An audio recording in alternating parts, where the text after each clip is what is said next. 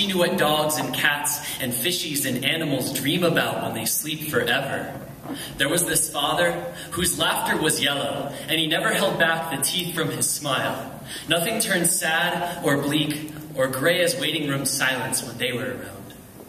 I know the limits of my empathy, Priscilla. I can only feel for you, but not as you.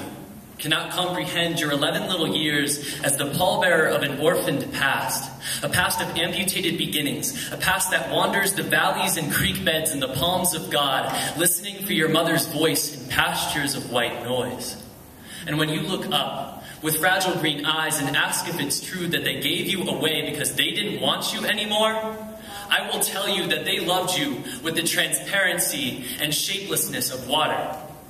Father planted your sleeping body in blankets and wore forehead nightmare sweat on his lips like a song, and lullabies waltzed up the taste bud cobblestone streets lining mother's tongue. And do you see this shadow, this naked shadow thawing indistinguishable in the lightless night? This is where things go when they get erased, Priscilla.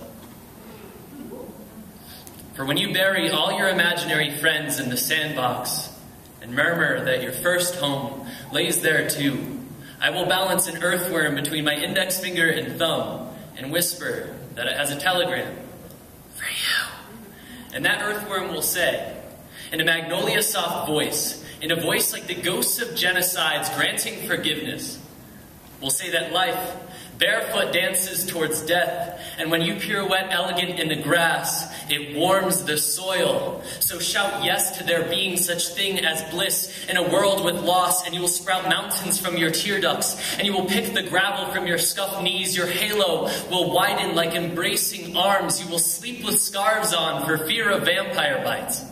And some of the most peaceful people you will ever meet will be those most haunted by monsters.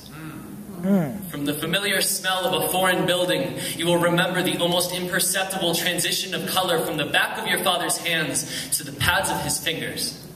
You will pluck blossoms off the branch and want only to reattach them. And then will come the day that you, the little river that you are, will have a daughter of your own to love with the transparency and shapelessness of water. Priscilla, when it rains, you are brushed by the ocean.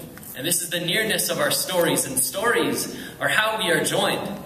And through the naming of these sparrows, shouldering the squall, our own flight is made felt. Oh, yeah.